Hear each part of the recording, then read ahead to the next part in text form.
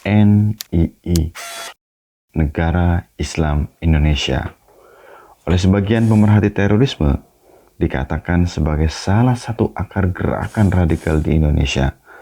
Konsep pendirian negara Islam yang diusung oleh Sekar Maji Marijan Kartosoewirjo dianggap sebagai ideologi yang dianut kelompok radikal di Indonesia. Bahkan menurut Wiranto mengatakan, meski organisasi NII sudah habis dan tidak berfungsi, ternyata ideologi mereka yang menentang Pancasila tetap berjalan dan berkembang di kalangan pendukungnya. Ideologi tersebut yang kemudian menjadi embrio gerakan radikalisme dan terorisme di Indonesia, seperti jihadis, komando jihad, Mujahidin Nusantara, hingga Jamaah Islamiyah. Tapi bagaimana sebenarnya gerakan NII tersebut? Ide mengenai negara Islam dimunculkan Kartosoewirjo jauh sebelum proklamasi kemerdekaan Indonesia dikumandangkan. Di era pergerakan menuju kemerdekaan sekitar tahun 1925, Kartosoewirjo keluar dari perkumpulan Zong Zapa, sebuah perkumpulan yang mewadahi para pemuda, karena dianggap Zong Zapa tidak mempresentasikan Islam.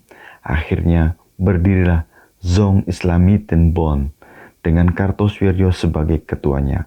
Bisa dimungkinkan di JIB inilah hasrat mendirikan negara Islam dimulai dan dimatangkan intelektualnya oleh H.O.S. Cokro Aminoto. Perjuangan dalam mewujudkan negara yang berasaskan Islam terus dilakukan oleh Kartosoewirjo dan tokoh lain yang sepaham dengannya. Di antaranya, ketika rapat BPU-PKI, Kartosoewirjo melalui wakil-wakil Islam mengusulkan ide-ide tentang pembentukan negara yang memberlakukan syariat Islam, yang kemudian lahirlah Piagam Jakarta yang memuat frasa kewajiban menjalankan syariat Islam bagi pemeluknya. Selain itu, Kartosoewirjo juga mendorong Kiai Joseph Taujiri untuk memproklamirkan berdirinya negara Islam Indonesia pasca kekalahan Jepang terhadap sekutu, meskipun kedua langkah tersebut pada akhirnya gagal terwujud.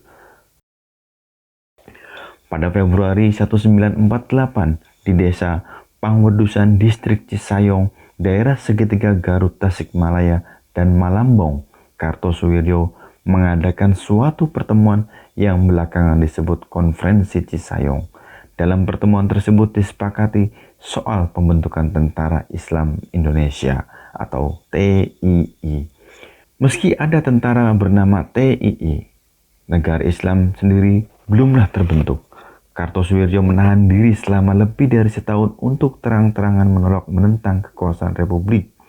Agresi militer Belanda kedua merupakan serangan dadakan atas ibu kota Republik Indonesia pada 19 Desember 1948 yang disertai penawanan para pejabat tingginya, kemudian dijadikan dalih oleh Kartosoewirjo untuk memulai suatu negara baru. Di mata Kartosoewirjo, Republik Indonesia yang pernah ia dukung di awal-awal kemerdekaannya sudah mati. Petinggi Republik macam Muhammad Hatta atau Muhammad Natsir sudah mampu membaca niatan Kartosoewirjo untuk lepas dari Republik. Keduanya tidak mau murid Cokro Aminoto tersebut menjadi musuh Republik dan membuat negara baru. Sebelum Hatta berangkat ke Belanda dalam rangka perundingan lanjutan, ia memerintahkan Natsir untuk mengirimkan surat untuk Kartosoewirjo. Pada 7 Agustus 1949 bertempat di desa Cisampang, distrik Cisayong, NII dideklarasikan oleh Kartosoewirjo yang didukung oleh tokoh-tokoh pergerakan kemerdekaan yang bernama Kahar Muzakar, Daud Bere, Amir Fatah, Ibnu Hajar. Cisayong kemudian disebut sebagai Madinah.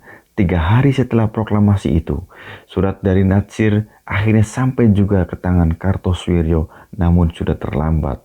NII sudah berdiri.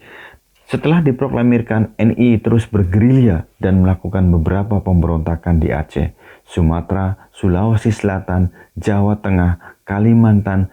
Keadaan semakin ruyam ketika barisan oposisi membentuk PRRI, Pemerintah Revolusioner Republik Indonesia, dan bekerja sama dengan kelompok NII dalam melawan pemerintah pusat.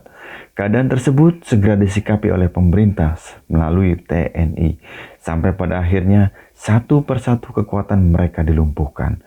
Pada tahun 1962, pemerintah pun melakukan langkah diplomatis dengan menyatakan siap memberikan amnesti kepada anggota NII yang menyerahkan diri dan meninggalkan NII.